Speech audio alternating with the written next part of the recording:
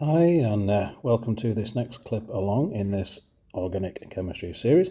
In this one, we are going to take some alkene molecules that we have looked at in the previous couple of clips.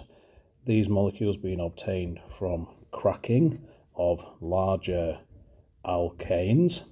And what we have said on a couple of occasions now is that these molecules can be used to manufacture polymers.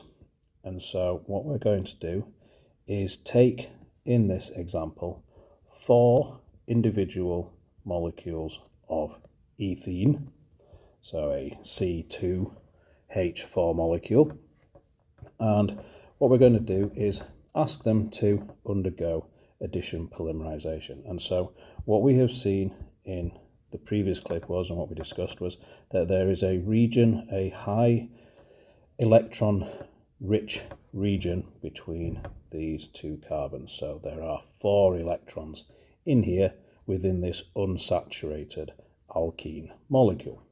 There are correspondingly 4 electrons in there, 4 electrons in that one, and then 4 electrons in there, and so on. And so what is possible is that if you imagine that between 2 carbons you could form a single bond. A single bond will want to have 2 carbons between it, so between 2 electrons between it. So as if it was an alkane, we would have C to C as a single bond. It's possible then for each of these molecules to also possibly exist as an alkane. Now this probably makes sense because this is what we've been doing from the start of this series. We've been looking at carbon to carbon single bonds in the first family we looked at, that being the alkane family. Now, if we think about this in a different way, if we are asking then these electrons here to create single bonds, we then have a pair of electrons in this molecule here which can possibly go back to essentially recreate the bond that used to exist between the right-hand carbon, in this example here, and a neighbouring carbon, as we've drawn on the bottom there. If we think about this now, we now have 2 electrons here, we have 2 electrons here, we've got 4 electrons here and 2 electrons in the other hydrogen there. That gives us 10 electrons around that carbon. Carbon only wants to have 8, and so it wants to get rid of 2. And so it can throw out the 2 electrons, which can then hold on to the neighbouring carbon, which now has 10 electrons. So it now needs to get rid of its 2 electrons.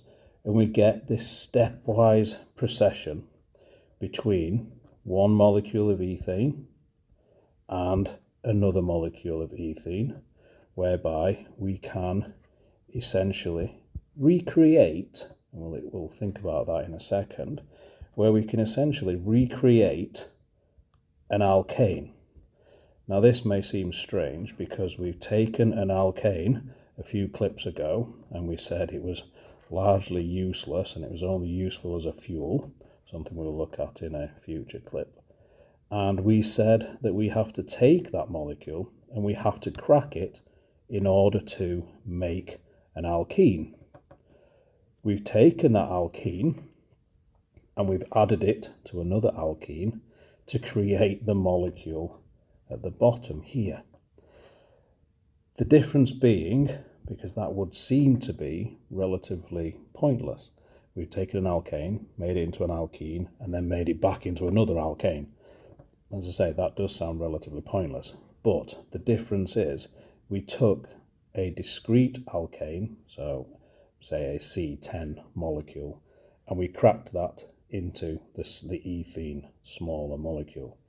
In the process of undergoing polymerization, what we've done is instead of just recreating that large, discrete, useless alkane that we started with, if we have enough alkene molecules, we could make this reaction, this chain reaction, essentially go on indefinitely. So instead of just recreating a large molecule with not a great deal of use other than being used as a fuel, What we've now done is recreated a really, really large molecule, which creates a new set of properties, those being typical of plastics. So instead of it being a thick, gloopy liquid, as it would be in crude oil or a starting point in crude oil, we've now created a really, really big molecule, which now has solid properties, but it has some very characteristic properties of plastics. So we can mold it, we can heat it up and shape it, but then the large molecule re-solidifies and gives us that plastic feel and plastic properties that we know about. We'll look at the reasons for that in the next clip when we look at the intermolecular forces that are preceding there. But what we have here is a situation where individual monomers, which is what these individual alkene molecules are called, these are called monomers, and they go to create a polymer. So many monomers create a larger, much larger polymer. And nicely, the naming of these is quite good, because if we take ethene and we polymerize that in this reaction as we've done here, we create polyethene, which you may know as polythene, used to make plastic bags and things like that. And there are other examples of the monomer name being used to make the polymer name. So if you think of styrene, so the ene at the end again, indicating that double bond. So styrene can be polymerized to make polystyrene. The ending of the word will stay the same, because that's defined by the parent molecule that we start life with. But the word poly is simply written in front of the monomer name, and it gives you rise to the polymer name. Now, in an exam, there are ways in which we can recreate this for exam purposes. And if I just quickly clear this screen, I can show you what they are. And so if we take the alkene, so we take ethene in this example here, and we want to polymerize this, we see that the carbon-to-carbon double bond has been lost, and we get these trailing bonds which suggest that the molecule can be repeated, and the square bracket indicates this repeating unit, and the N represents the number of molecules that we have. So we would have N molecules of ethene at the start of the reaction. This would be polymerized to create, as we say here, polyethene, and we would redraw each of the 4 hydrogens around this molecule, and that would be the recognized way in which a polymer can be represented diagrammatically. If we were to have changed that molecule and, for example, used propene, what we will be careful to do is draw the molecule in the same orientation. So what we're doing is we're drawing the double bond in the same place, and we are just alternating the 4 groups around the outside. And so if we do that, we have the N molecules of propene, and if we polymerize this, we follow the same rules. We take our square brackets, we open the double bond into a single, we trail the bonds outside of there, we put the N in the bottom corner, and we simply redraw the molecule in exactly the same way. And we put the CH3 up out of the way there, and this would then give us polypropene, which you may see on clothing as polypropylene, on various synthetic polymers, and polypropene in this example here, starting life from the propene molecule C3H6. And again, we could have used butene, which would have been C4H8, etc., following that CnH2n rule.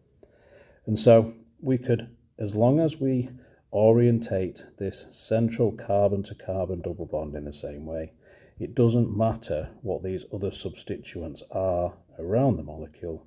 We're looking for the functional group, the idea of which part of the molecule is doing the reaction. In this example, it is the carbon-to-carbon double bond. And so once we've identified the functional part of the molecule, the rest of it is not necessarily irrelevant, but isn't doing the chemistry that we're interested in at the time. That carbon-to-carbon bond is the one which becomes a single bond. It creates that polymer structure, but the rest of the groups are there just to make up the remainder of the chemical motif. In terms of the polymerization itself, as we say, it's just that central double bond. And so, in the next clip, we'll look at some more reactions of alkenes. We'll revisit the addition of bromine, but we'll also look at the formation of an additional type of molecule, that being alcohols, which will take us into some of the chemistry which is predominantly only required for those of you studying separate science, or the individual GCSE sciences. So for those studying the combined science, this is potentially where you can stop this series, but for those doing separate sciences, you will need the alcohols and the subsequent carboxylic acid and ester sections as well. But for now, thank you very much, and if you're in the next one, I will see you there. Thank you.